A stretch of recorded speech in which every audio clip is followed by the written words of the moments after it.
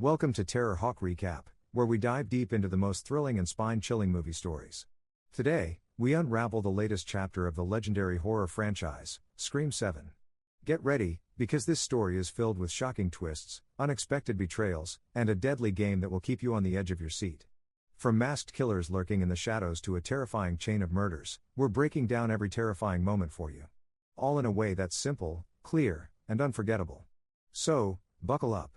The nightmare begins now. The film opens with a couple, Scott and his girlfriend Lily, arriving at a house they've just purchased. As they step inside, the house immediately feels unsettling. It's soon revealed that a number of murders had occurred there in the past. Scott, however, is completely unfazed, even lying down in a spot marked by the police as a crime scene to take a selfie, joking about the macabre setting. Lily, on the other hand, grows increasingly uneasy.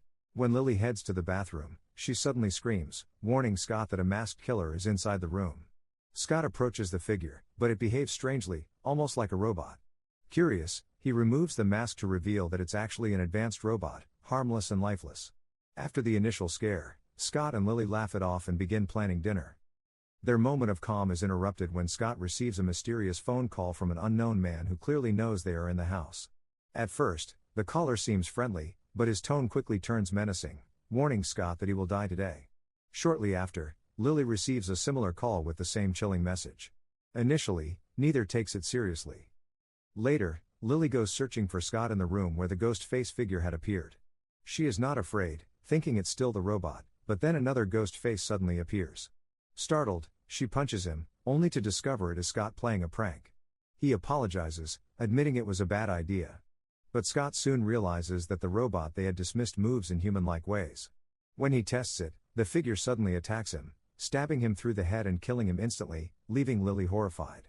Lily fights to escape as Ghostface pursues her. During the struggle, she manages to grab a hanging light fixture, causing the killer to fall. But she loses her grip and begins to fall.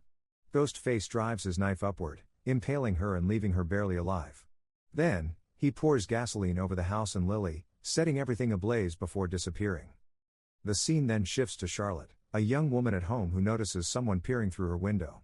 Shockingly, it's her boyfriend, Mike. They share a brief, intimate moment, but their conversation is interrupted when Charlotte's mother arrives, checking if everything is all right and whether anyone else is around. Charlotte lies, but her mother spots Mike hiding and sends him away. Charlotte is clearly frustrated with her overprotective parents. The next morning, we meet Charlotte's father, John, a police officer. Charlotte often feels irritated when her parents restrict her, and their interactions show the tension of growing up under watchful eyes. The family shares breakfast, and then Charlotte heads off to university, while John and her mother attend to their own responsibilities. After leaving for their respective routines, Charlotte meets up with her friends, who are planning a party that evening. Mike, her boyfriend, arrives to pick them up, and they all head out together in his car. Meanwhile, at university, Charlotte and her classmates are rehearsing a performance that involves swinging from wires. During practice, a mishap occurs, frustrating their instructor, who sternly reminds them to take the rehearsal seriously. They are only days away from performing in front of an audience. At the same time, Kathy is working in her store when she receives a chilling video call from a mysterious man.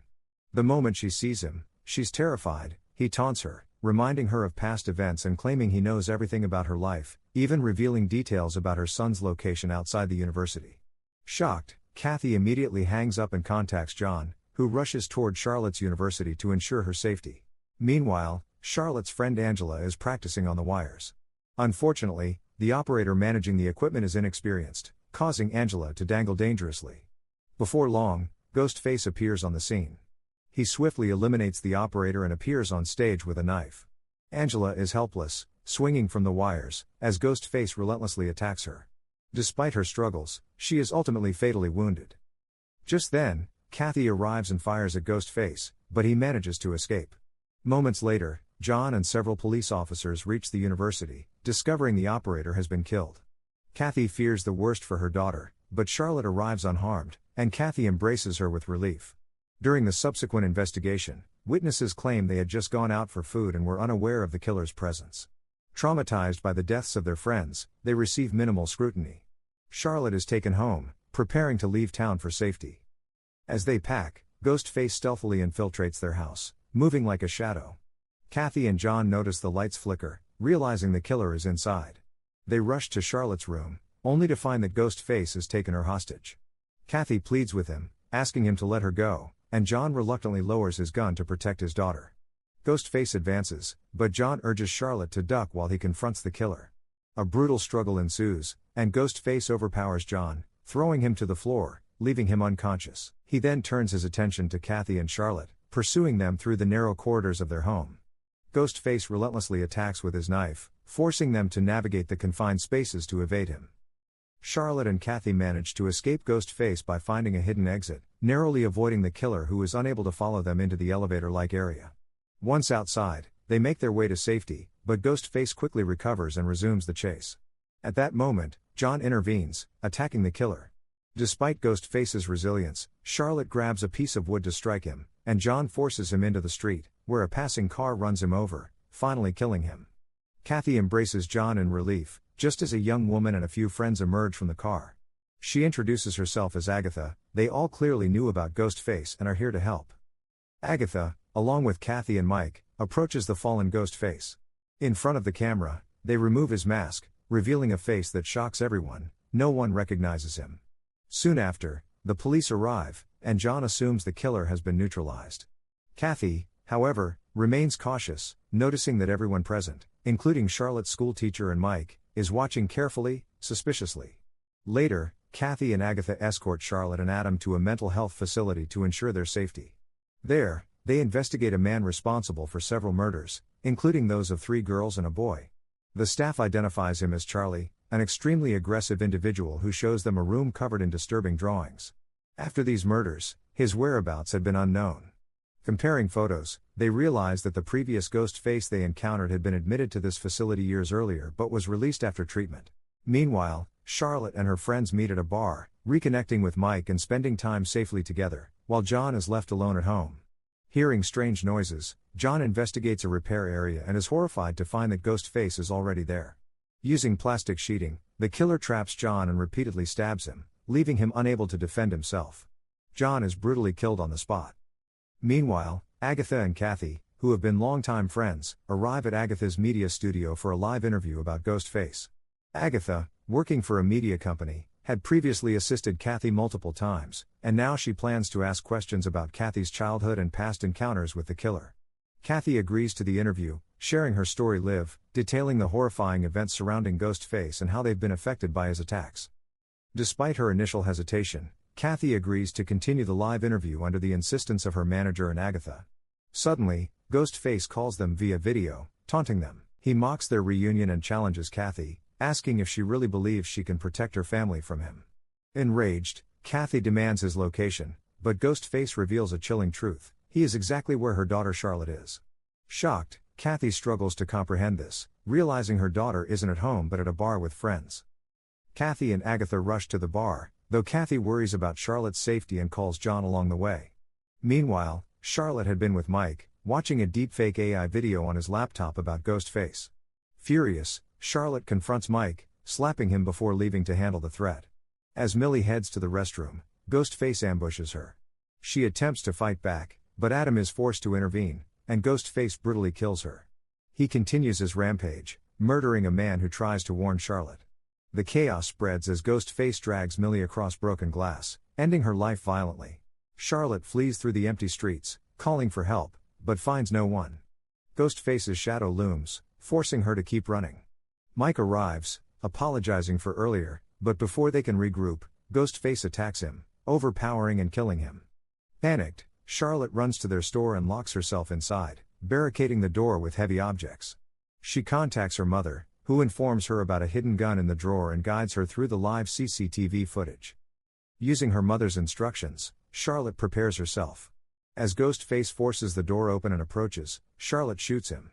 Ghostface collapses, but her mother urges her to ensure he's truly dead. Charlotte emerges from her hiding spot and shoots him directly in the head, finally neutralizing the threat. Just as Charlotte is about to finish off Ghostface, he astonishingly recovers and launches a brutal attack, throwing her across the room. As he comes at her again, Charlotte grabs a nearby cylinder and smashes it over his head. Ghostface charges once more, forcing her to fend him off with chairs, striking him repeatedly until he falls. But as she attempts to leave the store, another Ghostface suddenly appears outside, and both of them attack Charlotte together. Soon, Kathy receives a call from Charlotte's phone. The caller informs her that her daughter has been taken hostage and demands that she come to the location where it all began to settle the situation. Kathy rushes to the scene and finds Charlotte in Ghostface's control. She pleads with the assailant to release her daughter, but Ghostface declares that because Kathy had killed his associates to protect her family, he cannot let her go. Shocking revelations follow. Ghostface removes his mask to reveal Todd, someone Kathy recognizes from before. Moments later, another Ghostface appears, holding John, who is badly injured but still alive. As the mask comes off, Kathy identifies the attacker as Jessica, someone she knows. Jessica confronts Kathy, blaming her for her son's death and vowing that she will watch Charlotte die before her eyes. As Jessica advances on Charlotte, Kathy signals her daughter, who headbutts Jessica. Kathy quickly draws her gun and shoots Todd, killing him instantly. Jessica, however, manages to shove Charlotte and escape. Kathy urges Charlotte to call an ambulance for John, while she pursues Jessica. The two engage in a fierce fight, both sustaining heavy injuries. Jessica almost kills Kathy, but Charlotte intervenes, firing her gun at Jessica. Still alive, Jessica lunges with a knife, prompting Kathy and Charlotte to open fire together, unleashing a relentless barrage of bullets. Jessica is finally killed in a violent end. Moments later, police and paramedics arrive on the scene. Charlotte embraces her mother, expressing that she wants to be as strong as her. John is taken to the hospital by ambulance, and with that, the nightmare finally comes to an end. And that's how the terror of Scream 7 ends, a deadly night filled with deception, shocking reveals, and unimaginable horror. Charlotte survives, her family battered but stronger than ever, while the shadows of Ghostface leave a haunting reminder that evil can strike at any moment. If you enjoyed this full recap, don't forget to like, comment, and subscribe for more deep dives into the scariest, most suspenseful movies. Remember, in the world of Scream, the game is never really over. And the next nightmare could be just around the corner. So if you enjoyed this recap, don't forget to like the video, subscribe to the channel, and turn on notifications for more intense and mind-blowing movie breakdowns just like this one.